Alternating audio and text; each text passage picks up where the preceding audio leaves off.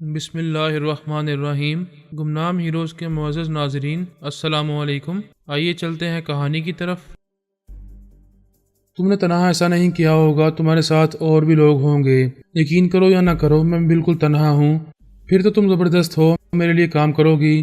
میں انسانیت کے خلاف کوئی کام نہیں کرتی۔ اگر لمبی عمر گزارنا چاہتے ہو تو مجھ سے دور رہو۔ اگر میں لمبی عمر جینا نہ چاہوں تو کیا مجھ سے ملو گی؟ کوئی ٹیلی پیتھی جاننے والا کبھی کسی کے روبرو نہیں آتا، مجھے نادان نہ سمجھو، کوئی دوسرا ہرباز مہ ہو۔ سونیا نے ویٹر کو بلا کر پوچھا کتنا بل ہے؟ وہ بولا $90۔ اس نے $100 ادا کیے۔ وہ شکریہ ادا کر کے چلا گیا۔ پھر وہ فون پر بولی، تم بھی کیا یاد کرو گے؟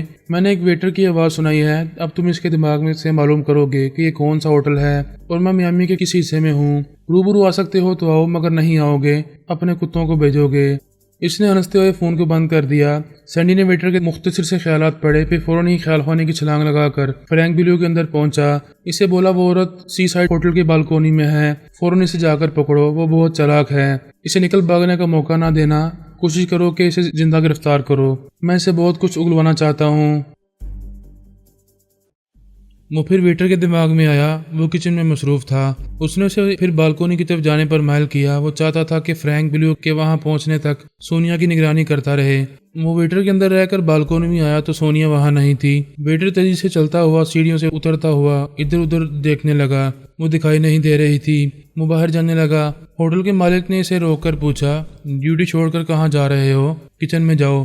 وہ بولا، سر میں 10 منٹ کے لیے جاؤں گا، پھر واپس آ جاؤں گا، پلیز مجھے جانے دیں۔ وہ جانے کی اجازت نہیں دینا چاہتا تھا۔ سینڈی نے اس کے دماغ میں آ کر اس کا منہ بند کیا، اسے کاؤنٹر کی طرف جانے پر مائل کیا۔ ادھر ویٹر کا دماغ آزاد ہو گیا تھا۔ اس نے اس سے کہا، آل رائٹ سر، میں کچن میں جا رہا ہوں۔ وہ پلٹ کر کچن کی طرف جانے لگا۔ سینڈی نے پھر اس کے دماغ پر قبضہ جمایا، اسے دوڑاتا ہوا ہوٹل کے باہر لے آیا۔ دیر ہو گئی تھی۔ اس نے باہر آ کر دور تک ادھر ادھر جا کر دیکھا، وہ نظر نہیں آ رہی تھی۔ فرینک چند ماتحتوں کے ساتھ تھا۔ سینڈی نے ویٹر کی زبان سے کہا، فرینک، میں ایس جی بول رہا ہوں۔ وہ عورت ابھی باہر نکل کر کہیں گئی ہے، ٹیکسی سٹینڈ کی طرف جاؤ، یہ ویٹر اسے پہچانتا ہے۔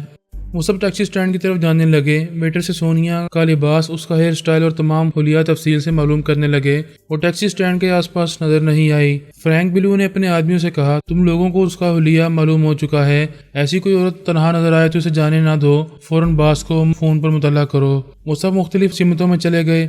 سونیا نے فون کے ذریعے سینڈی کو مخاطب کیا، ہیلو، تم لوگ عجیب احمق ہو، میں ہوٹل کے اندر ہوں اور تم سب ہوٹل کے باہر تلاش کر رہے ہو۔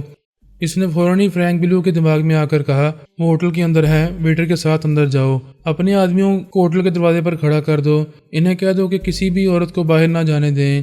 وہ سب دوڑتے ہوئے ہوٹل کے اندر چلے گئے۔ اسے اوپر سے نیچے تک ہر منزل پر تلاش کرنے لگے۔ وہ فون کے ذریعے بولی، کیا تمہاری ٹیلی پیتھی کسی کام آ رہی ہے؟ ایک ویٹر نے کہا کہ میں باہر گئی ہوں، تم سب اس کے ساتھ باہر بھاگتے چلے گئے۔ میں نے کہا کہ میں ہوٹل کے اندر ہوں تو تم سب مجھے اندر تلاش کر رہے ہو۔ اب 1 گھنٹہ گزر چکا ہے اور تمہارا خیال ہے کہ میں اب تک اسی ہوٹل میں بیٹھی ہوئی انتظار کر رہی ہوں۔ واقعی 1 گھنٹہ گزر چکا تھا اور وہ مایوس ہو چکا تھا۔ اس نے فرینک سے کہا، ہم ہوٹل تک محدود ہو کر اسے تلاش کر رہے ہیں، وہ اس ویٹر کو دھوکہ دے کر جا چکی ہے، اسے پورے شہر میں تلاش کرنا ہوگا۔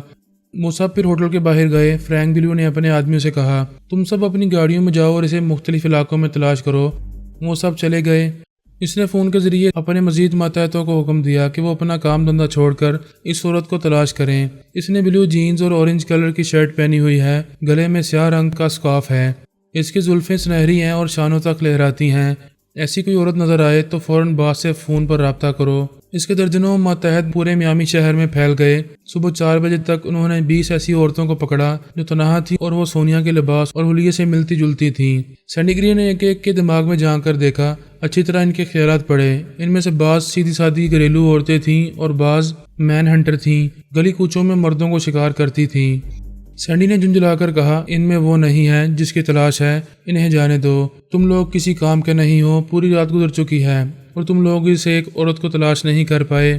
فرینک بلیو نے کہا، باس آپ دیکھ رہے ہیں، ہم اسے تلاش کرنے کے لیے اپنے تمام ذرائع استعمال کر رہے ہیں، پولیس والوں کو بھی اچھی خاصی رقم دے کر اس کے پیچھے لگا دیا گیا ہے، امید ہے وہ جلد ہی پکڑی جائے گی۔ وہ کیسے ملتی؟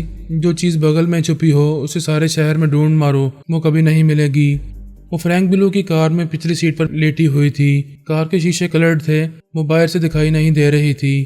فرینک بلو کار کی اسٹیئرنگ سیٹ پر آ کر بیٹھ گیا۔ سینڈی اس کے اندر تھا۔ اس نے پوچھا آپ کہاں جا رہے ہو؟ وہ بولا ہم نے اب تک میڈم بوننزا کال گرلز ہاسٹل چیک نہیں کیا ہے، ہو سکتا ہے وہ عورت وہاں چھپی ہوئی ہو۔ ٹھیک ہے، میں تھوڑی دیر بعد تم سے رابطہ کروں گا۔ وہ چلا گیا۔ فرینک دھیمی رفتار سے کار ڈرائیو کر رہا تھا اور فٹ پاتھ پر چلنے والی عورتوں کو دیکھتا جا رہا تھا۔ اسے پیچھے سے آواز سنائی دی، کب تک مجھے تلاش کرتے رہو گے؟ اس نے ایک دم سے بکھلا کر گاڑی روکی، پلٹ کر دیکھا۔ پچھلی سیٹ پر وہ مسکرا رہی تھی، اس کے ہاتھ میں ریوالور تھا۔ وہ سہم کر بولا کون ہو تم؟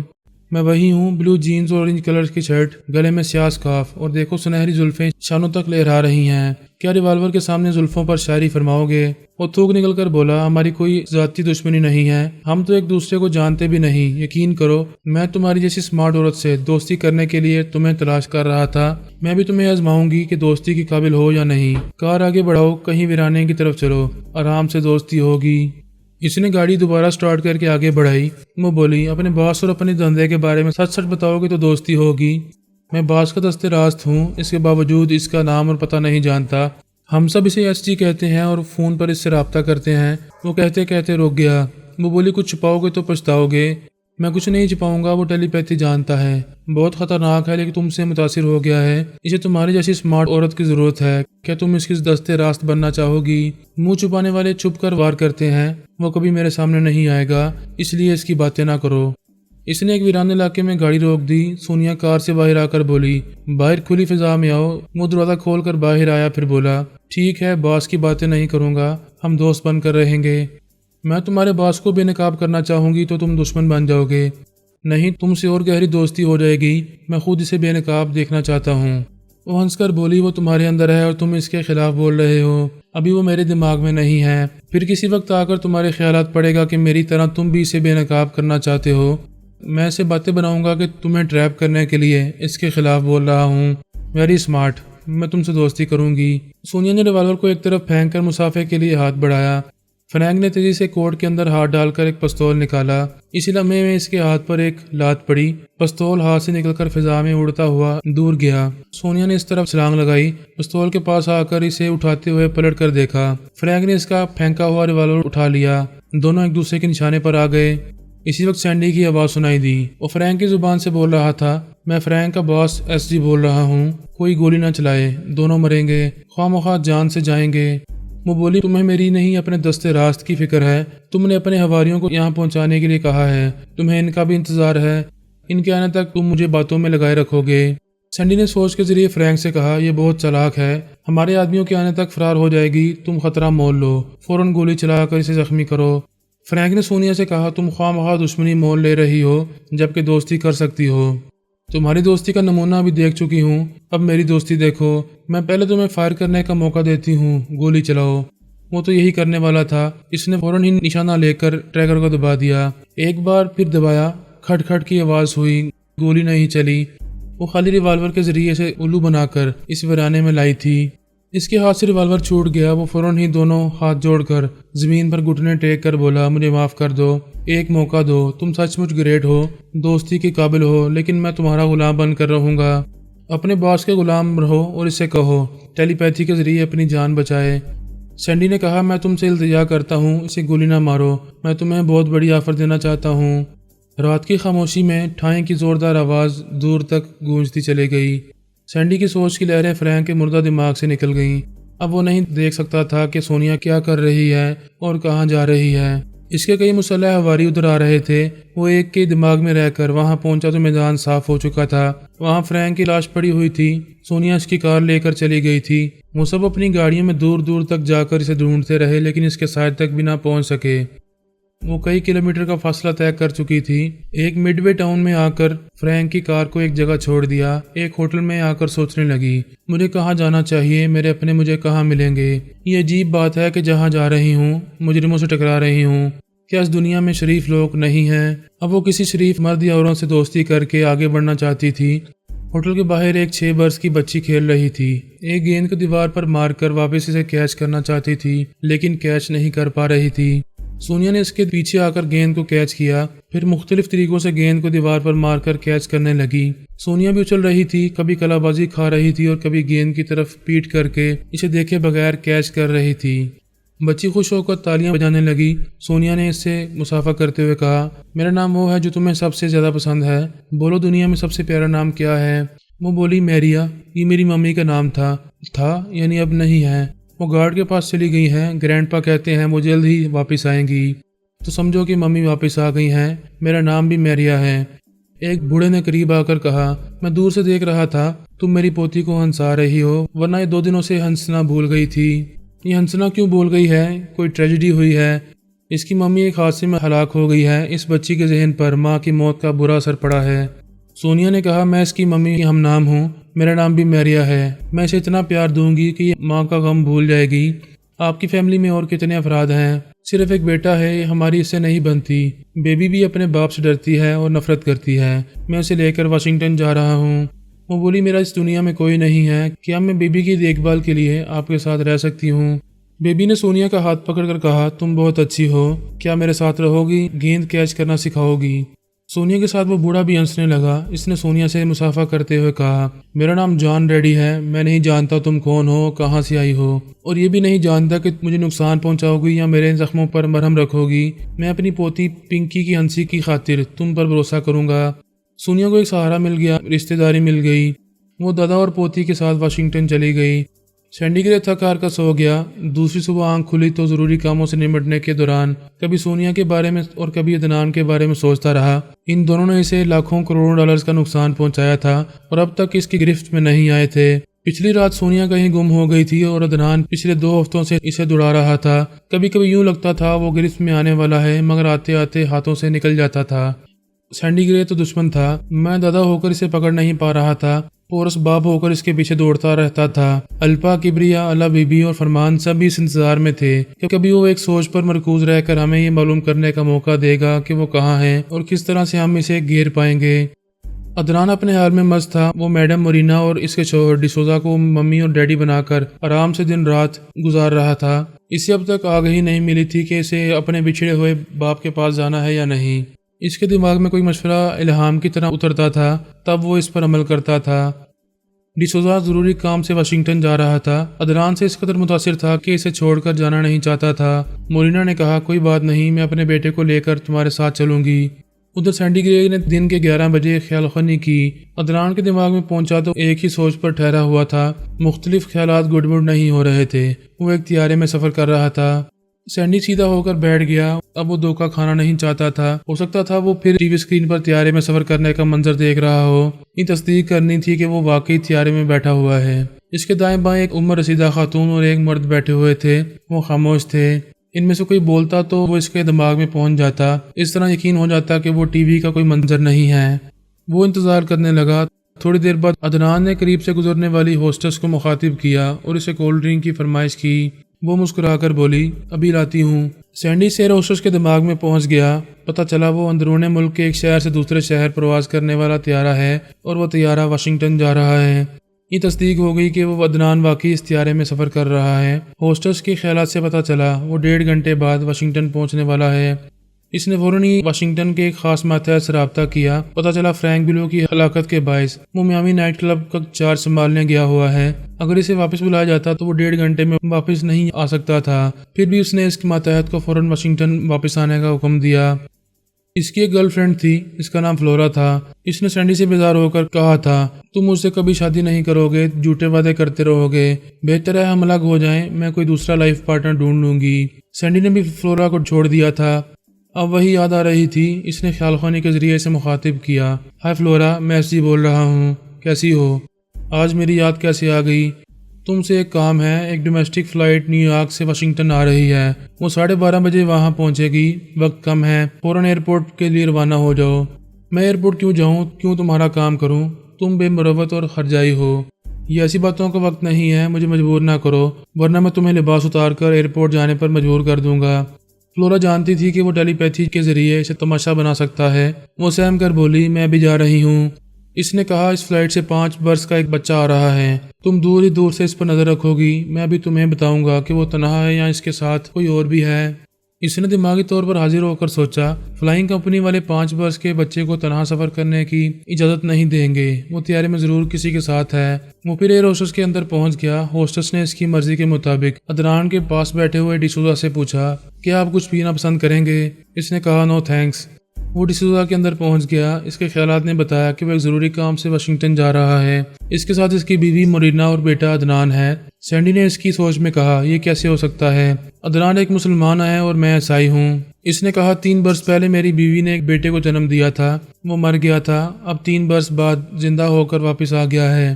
سینڈی نے جھنجھلا کر کہا یہ کیا بکواس ہے؟ جو بچہ پیدا ہونے کے بعد مر گیا وہ 3 برس بعد کیسے واپس آ گیا؟ کبھی مردے بھی زندہ ہوتے ہیں؟ یہ میں نہیں جانتا، ہمیں عدنان سے عقیدت ہے، یہ بچہ جو کہتا ہے ہم اسے سچ سمجھتے ہیں۔ اس کے خیالات نے بتایا کہ اس بچے نے عجیب کرشمہ دکھایا تھا۔ اس نے اچانک 3 بجے رات کو گھر میں آ کر اس کے ہاتھوں پر ہاتھ رکھا اور آنکھوں میں آنکھیں ڈالی تو گردے کی تکلیف کم ہو گئی۔ اب نہ کوئی بیماری ہے نہ پریشانی ہے۔ عدنان کے متعلق ایسی باتیں سن کر سینڈی پریشان ہو جاتا تھا، سوچتا تھا آخر اس میں کیسی کیسی غیر معمولی صلاحیتیں ہیں۔ یہ لڑکا ایک جگہ اپنے ماں باپ کے پاس کیوں نہیں رہتا؟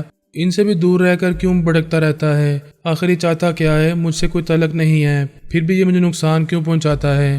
اس نے فلورا کو عدنان کی غیر معمولی صلاحیتوں کے بارے میں بتایا۔ وہ تمام باتیں سن کر بولی پھر تو یہ تمہارے لیے خطرناک ہے، تمہیں اسے دور رہنا چاہیے۔ میں دور رہ کر اس کی نگرانی کرنا چاہتا ہوں، فی الحال اس کا سامنا نہیں کروں گا، پہلے اس کی کمزوریاں معلوم کروں گا، پھر اسے کمزور بنا کر قابو میں کروں گا۔ یہ بھی جتنا خطرناک ہے بعد میں میرے لیے اتنا ہی فائدہ مند ہوگا۔ مجھے تو ڈر لگ رہا ہے کہیں وہ مجھے دشمن سمجھ کر نقصان نہ پہنچائے۔ تمہیں ڈرنا نہیں چاہیے، میں بھی کسی فلائٹ سے وہاں پہنچنے والا ہوں، میرے آنے تک تم اس پر نظر رکھو گی اور اسے نظروں سے اوجھل نہیں ہونے دو گی۔ وہ ایئرپورٹ پہنچ گئی۔ سینڈی نے کہا تمہیں کوئی پریشانی نہیں ہوگی، میں پرائیویٹ کمپنی کے اختیارے میں آ رہا ہوں، تمہارے اندر رہ کر تمہیں گائیڈ کرتا رہوں گا۔ اس کے دوسرے ماتحت بھی دیر سویر وہاں پہنچنے والے تھے۔ وہ اس بات کو یقینی بنا رہا تھا کہ اس بار عدنان اسے ڈانچ دے کر کہیں چھپ نہ سکے۔ یہ ایک اندیشہ تھا کہ پورس اور اس کے ٹیلی پیتھی جاننے والے بھی عدنان کے خیالات پڑھ رہے ہوں گے اور وہ بھی واشنگٹن پہنچ رہے ہوں گے، وہ لوگ اس کی راہ میں رکاوٹ بن سکتے تھے۔ ایسی کوئی بات نہیں تھی۔ عدنان کا ذہن تھوڑی دیر کے لیے صاف ہوا تھا، پھر اس کے اندر مختلف خیالات گڈمڈ ہونے لگے تھے۔ سینڈی خود کو تسلیاں دے رہا تھا کہ پورس وغیرہ اس کی راہ میں رکاوٹ نہیں بنیں گے، اور اگر بنیں گے تو ان سے بھی نمٹ لیا جائے گا۔ بعض اوقات جن رکاوٹوں کے بارے میں سوچا بھی نہیں جاتا وہی رکاوٹیں اچانک پیش آ جاتی ہیں۔ سونیا بھی ایئرپورٹ پہنچ گئی۔ سینڈی سوچ بھی نہیں سکتا تھا کہ پچھلی رات جس نے اسے ڈس لیا تھا وہی ناگن واشنگٹن میں ہوگی۔ وہ اسی 7 برس کی بچی پنکی اور اس کے دادا ریڈی کے ساتھ ایئرپورٹ آئی تھی۔ جان ریڈی اپنے ایک دوست ڈیسوزا اور اس کی بیوی مورینا کا استقبال کرنے آیا تھا۔ ڈیسوزا جب بھی واشنگٹن آتا تھا تو جان ریڈی کے بنگلے میں قیام کیا کرتا تھا۔ میڈم مورینا اور ڈیسوزا جہاز سے اتر کر عدنان کے ساتھ وزٹرز لابی میں آئے۔ دونوں دوستوں نے ایک دوسرے سے مصافحہ کیا۔ ڈیسوزا نے کہا یہ سن کر بہت افسوس ہوا کہ تمہاری بہو حادثے میں ہلاک ہو گئی ہے، ہماری پنکی بیٹی ماں سے محروم ہو گئی ہے۔